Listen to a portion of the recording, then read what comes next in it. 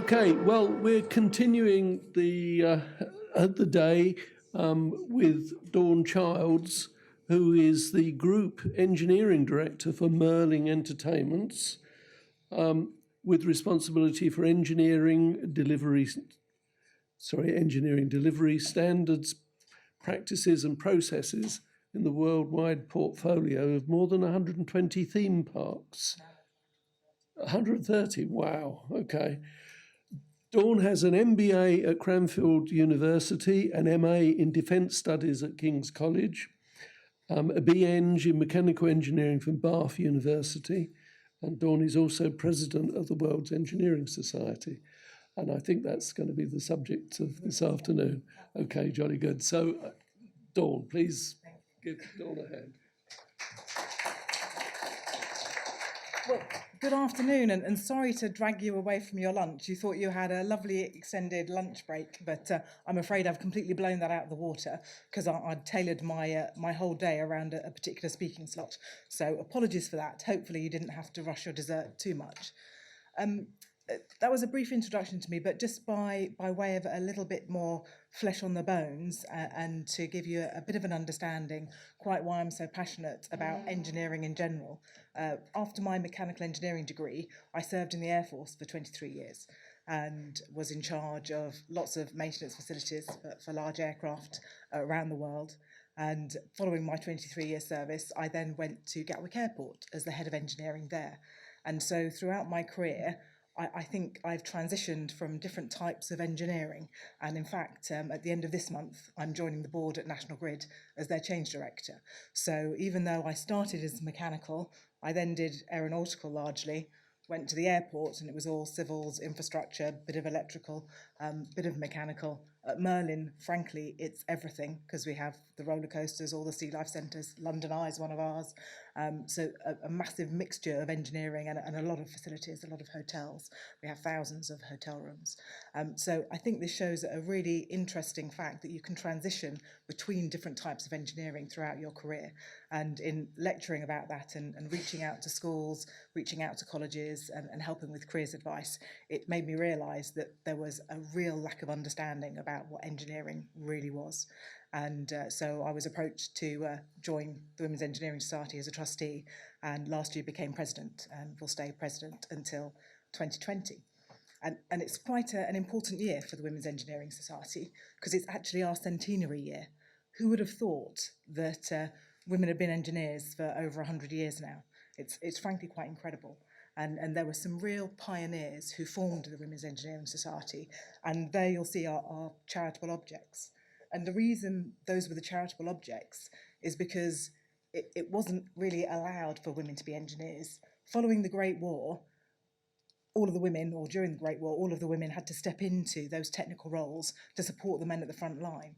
But when the men came back, it was actually an act of Parliament that forced the women back into the house and away from engineering. So they'd learned all these fantastic skills, they were really good at it, but they were being told they weren't allowed to do it. So some pioneering women, Caroline Hazlitt and Annie Wilson, formed the Women's Engineering Society to try and help to promote women as engineers and to make sure that women were allowed to train as engineers. And I think that some of the first things they did was to form like lists of education establishments that would actually allow women to study engineering because there weren't very many of them. Things like that aren't still needed. However, 100 years on, unfortunately, there is still a requirement for a Women's Engineering Society, and we very much support our members. And although over my career, which has spanned nearly 30 years now, when I first became an engineer, there were 7% women who were engineers. So out of all of the professional engineers in the UK, 7% of them were women. It's now crawled up to 12%. But for many years, it stagnated. When I left the military after 23 years, it was still 7%. And in 2015, there were a series of lectures and conferences saying 9% isn't enough. So literally, it had gone up sort of, 1% over two decades, which frankly isn't good enough. So the world has changed. There has been some improvement, but we still need to support women as engineers to try and help us all to not only bridge that skills gap and make sure we have enough engineers to step into the plethora of roles that are available, but to help us to really achieve our true potential. There's a massive leaky pipe. So we qualify far more women as engineers than are currently within the engineering profession. A lot of them are stolen by finance. They'll come and see somebody with a nice shiny engineering degree and go, hey, you've got the sort of math skills we want, come and join business, come and join finance. Some leave to start families and don't come back because it's not a hugely welcoming world. So we need to do all we can to help support them through all the stages of their career to make sure that we don't have that depletion in numbers, because all that will happen is businesses won't have the skills that they need.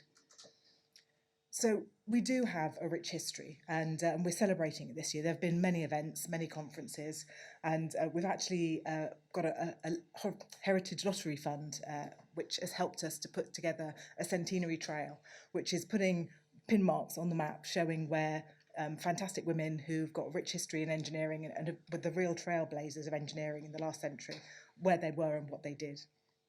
We also have, as the Women's Engineering Society, the largest network of not only female students, but also female apprentices. So for companies out there looking to encourage and increase their gender diversity, we're quite a rich picking in terms of being able to advertise their jobs and roles through us. We've now amassed nearly 70 partners, and with those partners, we work to try and help them to encourage gender diversity within their engineering fraternities. We have a massive outreach in social media. Our INWED, International Women's Engineering Day campaign, reached over 1.2 million people this year. And of course, we connect with other women's engineering societies around the globe. In terms of projects, we have some key pieces. Clearly this year, we've been celebrating our centenary, so there have been some other events around this, but this really is the core of what we do year on year. 23rd of June is International Women in Engineering Day, and that is celebrated every single year, and it's been growing year on year from a few thousand reach, as I say, to over 1 million reach now. We have MentorSet, which is a mentorship platform set up to really help to support women engineers through their careers. And it's quite a clever piece of software which does really good matching depending on what the women who are seeking support and mentoring, what their requirements are and what their career stage is. We also offer a scheme for STEM returners, which is really useful because it's so difficult once you've taken a career break to find a way back in to engineering in particular. And every single year since 2015, we've been celebrating We50. So this is a list of the top 50 women engineers, and I'll talk more about that later. So for International Women in Engineering Day on the 23rd of June, the theme this year was transforming the future. And I think that reflected back on our first 100 years. So we've had 100 years, now what are we looking to do in the next century? And it very much was about transforming the future. And I think as an international awareness campaign, this has actually won awards for its impact. And year on year, as I say, it's been growing to over 1.2 million reach now. MentorSet has been growing as well, and this year we had a particular project where we did a pilot for 50 final year students studying their degrees to be mentored by 50 career engineers from within BAE Systems, and that has proved really successful so far. So we'll be looking to our partners to see if they want to increase that sort of mentoring fraternity. And I think it will be very interesting to see how an apprentice getting mentored really from day one, how they are able to really accelerate their careers rather than seeking mentorship partway through their career. The STEM Returner programme, I think, has been really helpful in terms of assisting employers to reach out to those skills that are out there that we've lost along the way. And this has been a very successful programme run by Natalie Desty. And she has really, really burgeoned the amount of female engineers that are coming back into the job market. And I'm sure for those of you, the businesses that you work in, you'll know that it's really difficult to find skilled engineers. And this is a really untapped resource right here where we've allowed them to leak out of the system. This is bringing them back in. And the We50 Awards, this was first started, it was a brainchild in 2015, and the first list that was compiled in 2016 was the top 50 women engineers in the UK, and this was the most influential or most impactful engineers. We've then changed the theme every single year to try and help to get more role models. So you'll see there the sort of themes that we've had. This year we focused on apprenticeships, and so apprentices and former apprentices. Half of the list were current apprentices, half were former apprentices. And I think each year we'll try and come up with a new theme just to try and highlight the role models out there for the kids at school, and also for any people who are currently working within engineering and looking to see what you can really do and how you can accelerate your career. We hold several conferences a year. Our annual conference this year was, because it was our centenary, very much looking at celebrating the past, but to our next 100 years, looking to transform the future. And it was a great day at the RAF Museum. And I think the piece that really, really landed well was we had students presenting some of their final year projects on posters, and we did a competition, and I judged it along with Mandy Hickson and a couple of other judges, and I really struggled to find the winners. And for me, there was such diversity in terms of the types of engineering covered, but also very eclectic in terms of both BAME mix and also cultural background mix, which I think is really interesting. When you're looking at engineering, it's quite difficult to get that sort of ethnic diversity as well as gender diversity.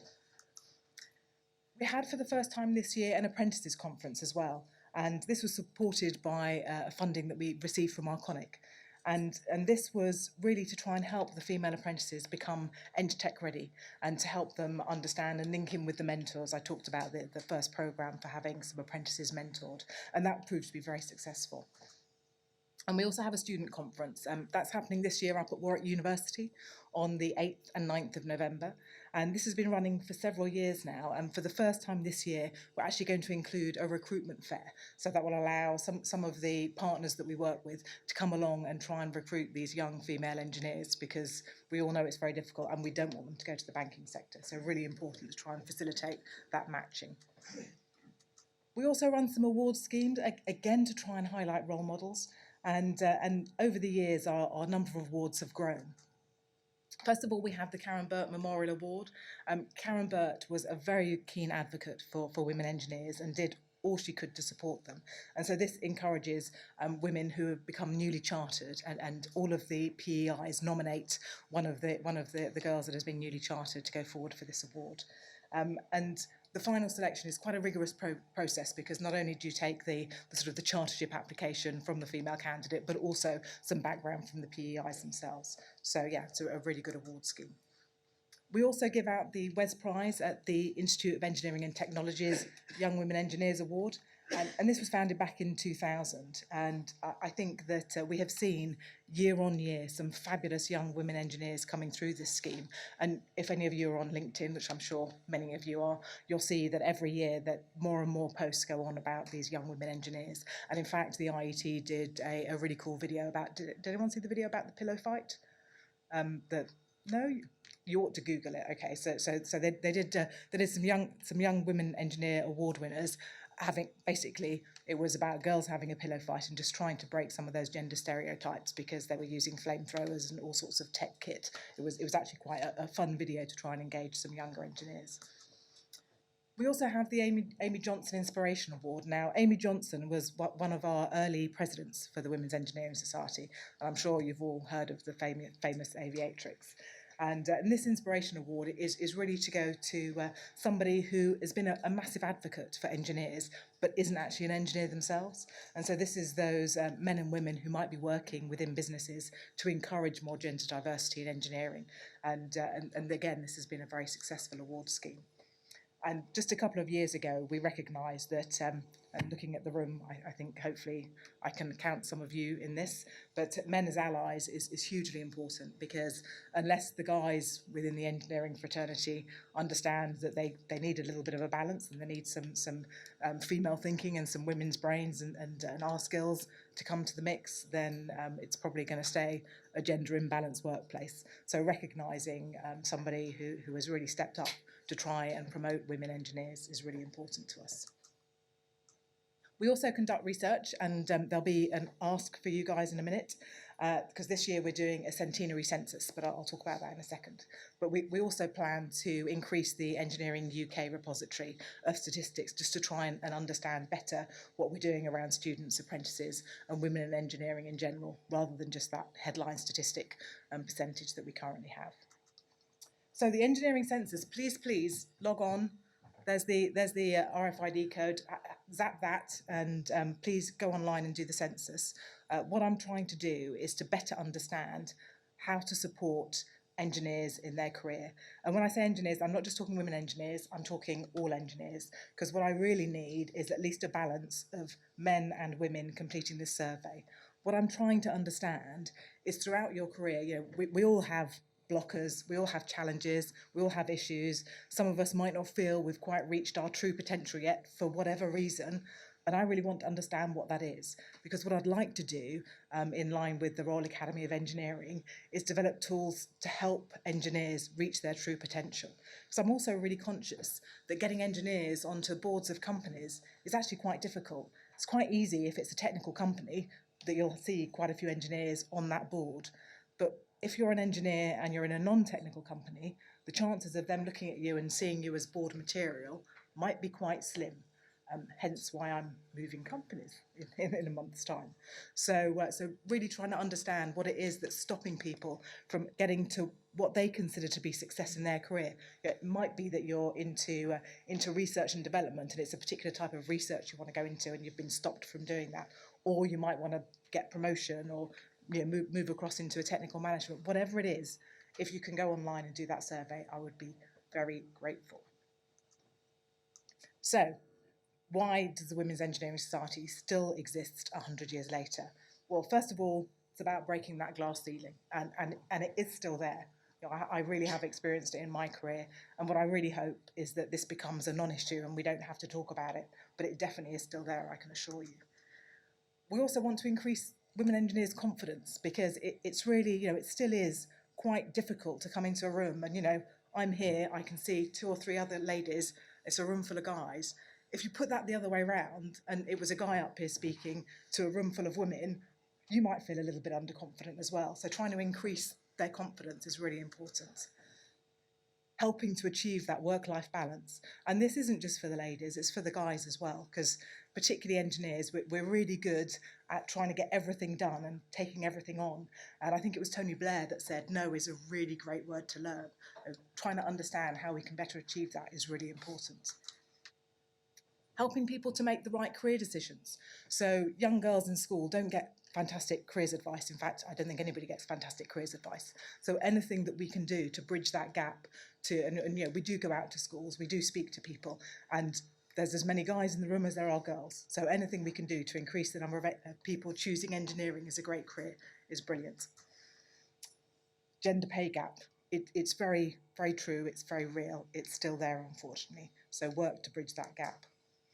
And importantly, getting everybody to understand that although our brains might be slightly different, it isn't as articulated there. The guys are the sciencey ones and the girls are thinking hearts and flowers. It absolutely isn't. We just think slightly differently. And whenever you're trying to solve a problem, and let's face it, engineering is all about solving problems, you need all of the brain power you can get from all of those different aspects. I also think it's really important to try and help to increase the number of female engineers in particular, but this is just about women, on boards. And that was a fact. It's really unfortunate. It's moved marginally now because of the 30% club, but it is still not good. And the Women's Engineering Society is a great place for female engineers to come, join, and to work on some of our boards, in some of our, groups that we'll have organising the conferences. We have a council of 30 young engineers. We have a young members board. It's quite a safe place to learn those boardcraft skills, to learn how to manage projects, and to do it with a bunch of like-minded people without the slight sort of confidence crisis of being surrounded by guys. So although it is a little bit that, because it's the Women's Engineering Society, hopefully it better prepares them and it improves their skills so that then when they do go back to their companies, they're more confident, they know how to work in a board, and they know how to deliver. Because let's face it, we need to work together. So that's what I want to do, break the stereotype. And it's the key to success, not just for women engineers, but I think for engineering in general. So thank you very much. That was a quick canter through. And again, apologies for interfering with your dessert or maybe even wine. Hopefully it was worth it, but please do go online and do that survey, because any tools that I can develop to help promote engineering and really bridge that skills gap would be fantastic. Thank you.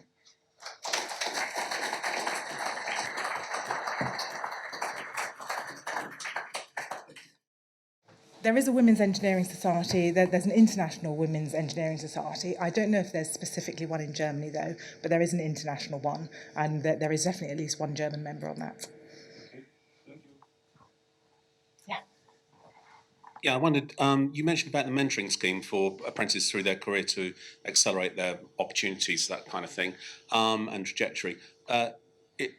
Are the mentors female, or can they also be male? I wasn't too sure. So anybody can register to be a mentor, Right.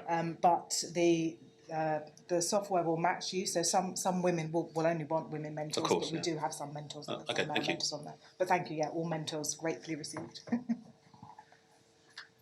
Yeah, there's one at the back there. Right at the back. Get you running. Sorry.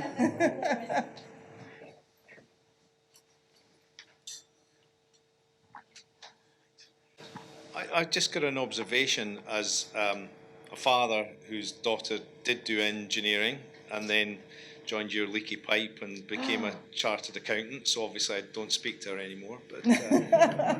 But one of the things that surprised me when she made the decision to go and do engineering, it wasn't the fathers of her friends, or indeed my friends who do quite often tend to be engineers, who were surprised and critical and questioning.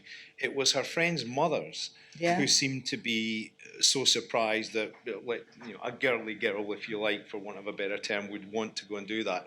And so you talked a lot about talking to girls at schools, but I wonder if maybe one of your target audiences should actually be the mothers of the girls and explain to them that this is not a career of dirty overalls and down the pit or whatever they think. And that's a really valid point. And there was actually, as part of our centenary year, we had a roadshow going around careers fairs and parent-teacher days to do exactly that and talk to the parents, to try and sort of disabuse them of that sort of very old-fashioned stereotypical thinking that it's grease monkeys and guys fixing cars, and to try and introduce them to professional female engineers and show them that there are other role models out there. And I have never wielded a spanner in anger, nor will I ever. So it's definitely not about getting dirty. It's about thinking, it's about achieving, and it's about solving problems. So yes, we've done exactly that for all those reasons. And I think getting to the careers advisors as well has been really key, because a lot of very traditional careers advice is still out there, and that it can be quite gender stereotypical. A guy wanting to be a nurse will get batted down, same as a girl wanting to be an engineer, unfortunately. So so everything we can do to break that, we are trying. Any other points? Any more questions? Well, thank you very much. Please do my survey. That would be so helpful. And with the Royal Academy of Engineers, we can try and get some great tools out there to help everybody succeed. Thank you.